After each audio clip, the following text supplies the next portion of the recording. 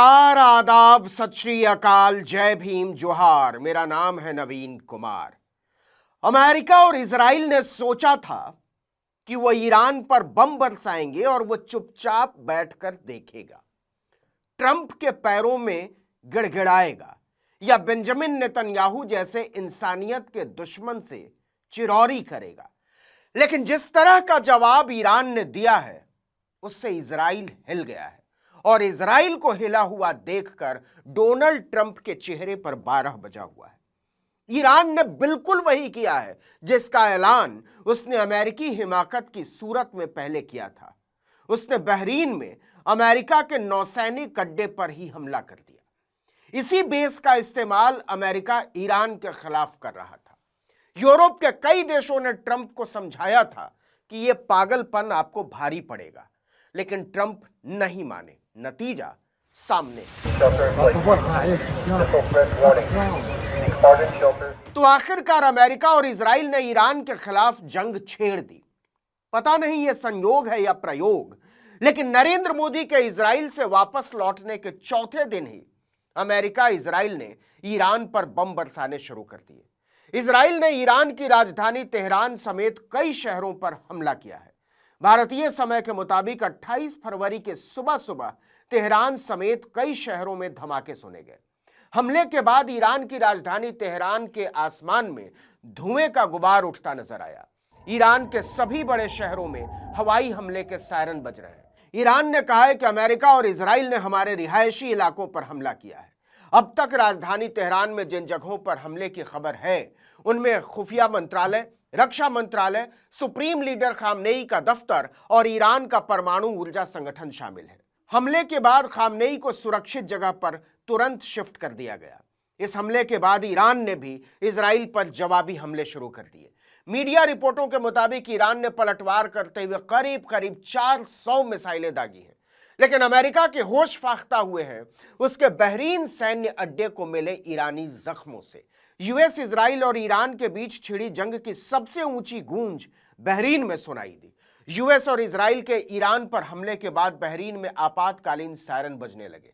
आपको बता दें कि ईरान पर हमले के लिए अमेरिका ने नौसेना का 5वां बेड़ा बहरीन में ही तैनात कर रखा है। राजधानी मनामा में धमाकों की आवाज सुनाई देने पर अधिकारियों ने लोगों से पनाह लेने की अपील की। ईरान ने पहले ही चेतावनी दी थी कि अगर हमला होता है तो वो उन देशों पर जवाबी कार्रवाई करेगा जहां यूएस मिलिट्री बेस है। अमेरिकी न्यूज एजेंसी रॉयटर्स ने खबर दी है कि बहरीन के जुफेयर इलाके में यूएस नेवी बेस से धुआं उठता हुआ देखा गया। बहरीन में अमेरिका के 5वें फ्लीट कमांड मुख्यालय पर ईरान के मिसाइल हमले में कई मरीन सैनिकों के मारे जाने की भी आशंका जाहिर की गई है। उधर इजराइल के सबसे बड़े शहर राजधानी तेल अवीव में भी ईरानी मिसाइलें गिरी हैं। ईरानी हमले के बाद राजधानी तेल अवीव में हजारों लोगों ने बंकर में शरण लेना शुरू कर दिया। इसका सीधा मतलब है कि इजराइल ने ईरानी मिसाइलों को रोकने के लिए जेराल्ड फोर्ड की जो ढाल तैयार की थी वो नाकाम और नाकाफी साबित हुई है। जेराल्ड फोर्ड में एजिस मिसाइल डिफेंस सिस्टम लगा हुआ है। इसके बाद से बेंजामिन नेतन्याहू की हालत खराब है। अमेरिका और इजराइल ने ईरान पर हमला बोल तो दिया है, लेकिन यह इतनी आसानी से खत्म होने वाला नहीं है। इस हमले के बाद यमन में ईरान समर्थित हूती विद्रोहियों ने फिर से मिसाइल और ड्रोन हमले शुरू करने का फैसला किया है। उनका टारगेट समुद्री रास्तों और इजराइल पर हमला करना है। सीनियर हूती नेताओं ने बताया कि हम रात में हमले करेंगे। आपको याद दिला दें कि हूती विद्रोहियों ने ट्रंप प्रशासन के साथ समझौते के बाद लाल सागर में जहाजों और इजराइल पर हमले रोक दिए थे, लेकिन हूतियों ने अब इस समझौते को तोड़ने का फैसला किया है।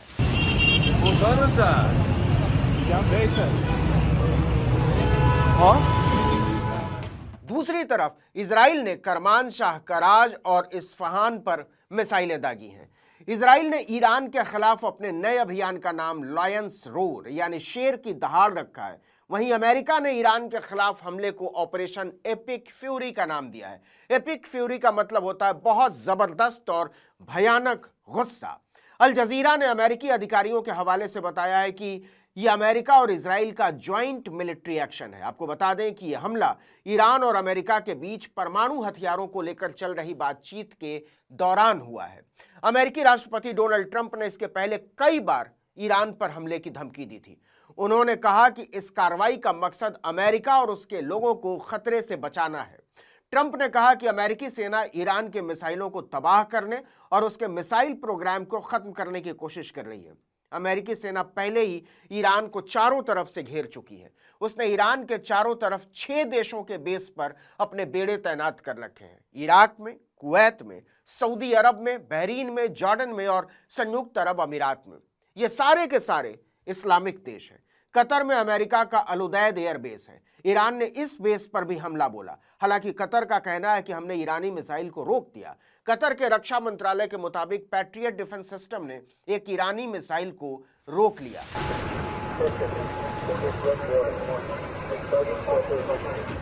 इसके पहले अमेरिका ने अपने नागरिकों से तुरंत इजराइल छोड़ने के लिए कहा था। आपको बता दें कि ट्रंप की दादागिरी को बर्दाश्त करने के ईरान के इंकार से यह स्थिति पैदा हुई है। पहले तो ट्रंप केवल ईरान के परमाणु कार्यक्रमों को ही रोकने की बात करते थे, लेकिन अब ईरान और अमेरिका के बीच चल रही परमाणु समझौते की बातचीत में बैलिस्टिक मिसाइल प्रोजेक्ट सबसे बड़े विवाद का मुद्दा बन गया है। ईरान इस पर बिल्कुल भी समझौता करने को तैयार नहीं है और इसे अपनी रेड लाइन मानता है, लक्ष्मण रेखा। ईरान ने जोर देकर बार बार कहा कि बैलिस्टिक मिसाइल प्रोग्राम उसकी रक्षा के लिए बहुत जरूरी है, हम इसे हरगिज नहीं छोड़ेंगे। हम अपनी हिफाजत इजराइल और अमेरिका की रहम पर नहीं छोड़ सकते। ईरान की दलील है कि जून 2025 में इजराइल और अमेरिका ने ईरान के परमाणु साइटों पर हमला किया, तब ईरान के मिसाइलों ने ही उसकी रक्षा की। ईरानी अधिकारियों ने बार बार कहा है कि मिसाइल कार्यक्रम पर कोई बात नहीं होगी। यह ईरान की रक्षात्मक क्षमता है और इसे छोड़ना मतलब खुद को कमजोर करना होगा।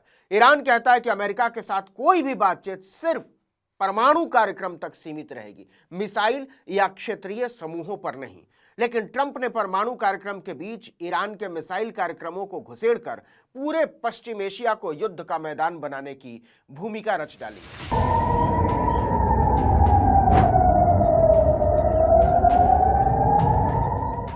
आपको बता दें कि सुरक्षा कारणों से कई खाड़ी देशों ने अपने एयर स्पेस को बंद कर दिया है। विज एयर ने इजराइल, दुबई, अबू धाबी और ओमान की सभी उड़ानें 7 मार्च तक रद्द कर दी हैं। वहीं लुफ्थांसा ने दुबई, तेल अवीव, बेरूत और मस्कट के लिए 28 और 29 फरवरी की सभी उड़ानें रद्द कर दी। KLM ने भी एम्स्टर्डम से तेल अवीव की सारी उड़ानें अगले आदेश तक रद्द कर दी हैं। वहीं रूस ने ईरान और इजराइल के लिए सभी उड़ानें रद्द कर दी हैं। ओमान एयर ने बगदाद के लिए सभी उड़ानें रोक दी हैं। कुवैत ने ईरान की उड़ानें रोक दी हैं। इराक, इजराइल और ईरान ने तो सभी अंतर्राष्ट्रीय उड़ानों को रद्द करके अपने एयर स्पेस को बंद कर दिया है। अभी तो ये जंग ठीक से शुरू भी नहीं हुई है। देखते हैं ये आगे कैसे बढ़ती है और भारत इसमें कैसे हस्तक्षेप करता भी है या नहीं। इस वीडियो में इतना ही, लेकिन अगर आपने आर्टिकल 19 इंडिया को अब तक सब्सक्राइब नहीं किया है तो फौरन कर दीजिए, बेल आइकॉन दबाइए, घंटी जैसी आकृति, लाइक कीजिए और कमेंट करके बताइए हमारा वीडियो आपको कैसा लगा। हमारा ट्विटर हैंडल है आर्टिकल 19_इंडिया और मेरा ट्विटर हैंडल है नवीन जर्नलिस्ट। नमस्कार।